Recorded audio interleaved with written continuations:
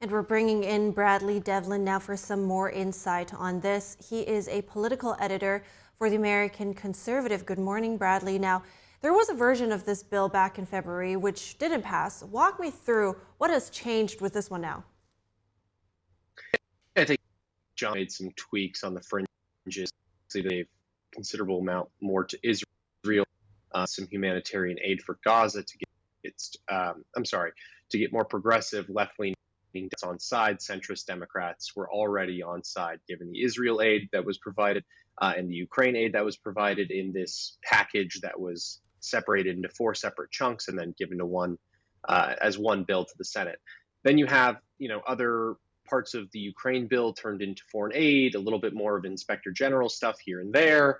And of course, the addition of TikTok ban and the Indo-Pacific aid that is focused predominantly on rearmament against the Chinese government. So that is what got people interested in this bill, opposed to the Senate bill that kind of left a lot of those somewhat conservative priorities out in the Senate version. I see. Now, President Biden is about to sign it, and sorry, there was some audio issues in the beginning of this answer. Can you break down what exactly it entails, what it means for those receiving countries, and especially Ukraine? When will they see the results of this bill?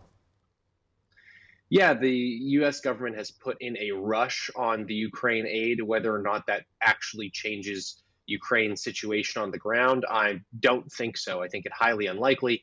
Obviously, we are going to be in the wet season for quite some time. If you remember their counteroffensive from 2023, well, it was literally stuck in the mud for a really, really long period of time, and then it ended up going nowhere. And this was before the United States decided that they were going to slow the amount of aid that they were sending to Ukraine. As for Israel, Israel has made 100 different weapons purchases from the United States from October 7th. They've proved that they can wage this war without U.S. financial aid. I think this is a lot of just senators and representatives wanting to pat themselves on the back, making it seem like they're doing something when it doesn't actually change a lot of the material situations on the ground.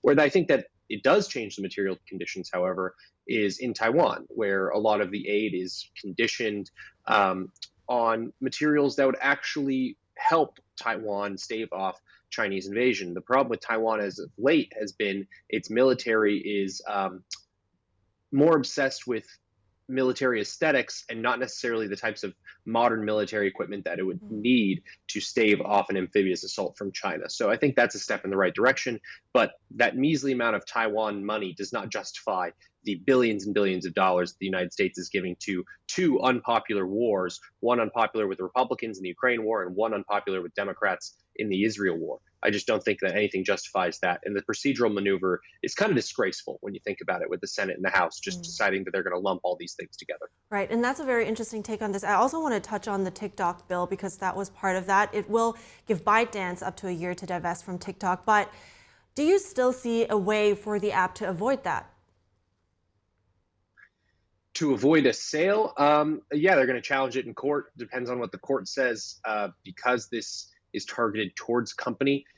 But we target companies all the time. We target companies in sanctions. We target companies in tariffs. We target companies for national security reasons. So I don't think that the fact that the bill is naming ByteDance and TikTok is going to be a strong enough case for TikTok to make the argument that it should be excused from what the U.S. government says. I do think they'll end up coming through with the sale. I think they'll be compensated very handsomely for it. But if they do lose in court, I expect a little bit of brinkmanship on ByteDance's part, right? They're going to push this to the edge, see if they can't get, 18 to 35-year-olds really, really upset with the American government and see if they can't get them to back off. Got it. Thanks. Let's keep an eye on it. Bradley Devlin, I appreciate your time this morning. Thanks, guys.